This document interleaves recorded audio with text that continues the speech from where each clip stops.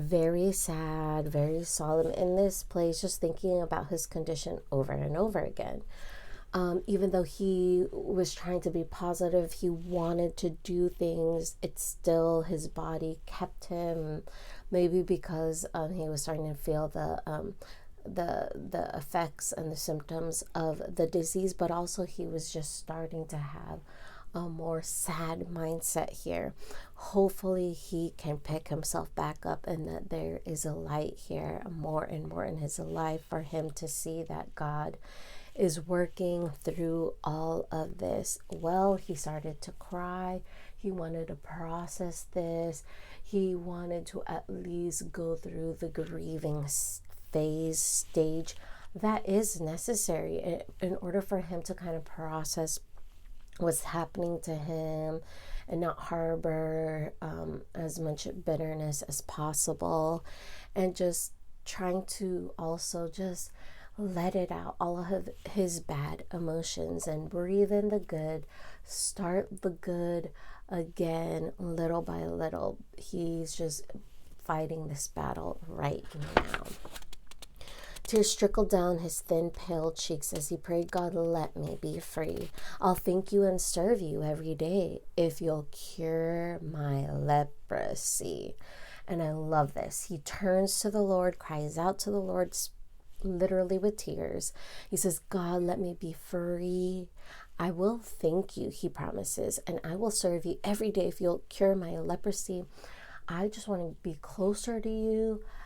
Yes, I do, even in this storm, but also if you allow this to happen, my healing, I will really, really make sure that I do, keep you first, thank you, serve you, and do your will. And I want to just be free. And I know you want me to be free, but I am like making this promise, this vow here, this, deal with you that I will, and I'm pronouncing it. I am praying to you and telling you that I will do these things if you give me healing, right? And I hope the rest of them do cry out to the Lord too, but this is certainly one of those things where one certainly knows that there is that possibility that there is a God that can save them, and they need to cry out to him, and he has come to understand that and really act upon that, and really do so with his whole heart, just crying out to the Lord, telling him, please, and I know that you can do this, and I believe in you, and I'm asking you, and I'm promising you now that if you do this for me, I will also give back to you my everyday, my life. For many years, Hiram lived alone. Then very late one night, 9 more lepers came with such wonderful news. It made Hiram dance with delight. Jesus is coming this way tomorrow. We've come to see him, they said. He must have the power to heal leprosy. He brought people back from the dead. And then they have this whole bunch now, this whole group now together talking, and also, being excited in this good news that they all are hearing and talking about, which is Jesus coming. Specifically tomorrow, he has to come. He's so close. And so this is how it goes, that these lepers, are understanding and getting to know who this Jesus is, but also knowing too, what even more wonderful news to hear that this divine man can also be coming their way, can come and possibly heal them.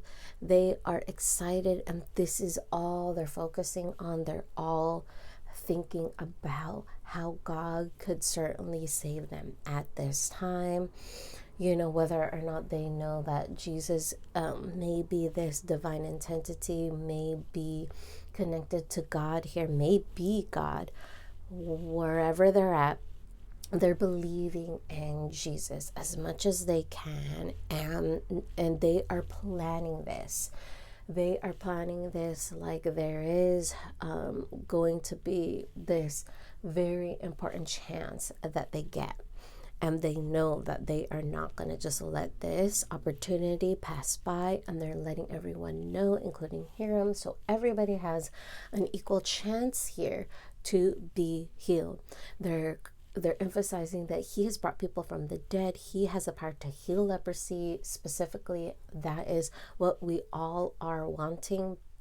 And at this time, but he can heal anybody, everybody as well, really. So that is what they're starting to really, come to terms with, that this could possibly happen for them to be healed, all because of this Jesus. And then Hiram kept dancing and shouting for joy. His happiness spilled everywhere. Jesus was coming. The very next day, God had answered his prayer.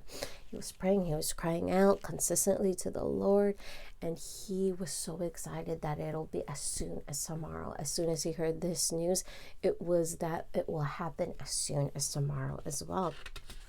He is literally finding joy once more. He tossed and turned in his bed all night.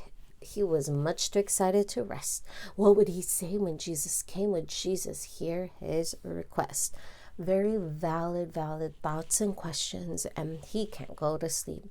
But he is just continuing to just hold on, have faith, and continue to fight this battle that he knows that he could win here with the Lord.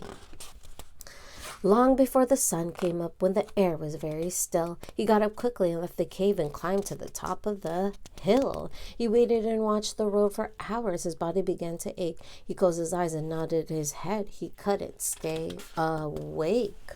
He was fighting his need for even more sleep, but he was not going to let sleep get in the way. He was going to stay focused on meeting Jesus and getting close enough to him to ask for healing, which he knows that he can certainly do and want that for him. So he's trying to keep pushing forward. He's trying to make sure that he gets his healing today once and for all. The sun was low in the orange sky when Hiram awoke with a start. He jumped to his feet and looked around. Fear filled his pounding heart. I missed him. Hiram cried to himself. Something always goes wrong. How could I miss my chance to be healed? Why did I sleep so long? So it's as if it feels like he had missed his chance. But God is powerful. God knows that Hiram is waiting and has been crying out to him and is just wanting this opportunity, which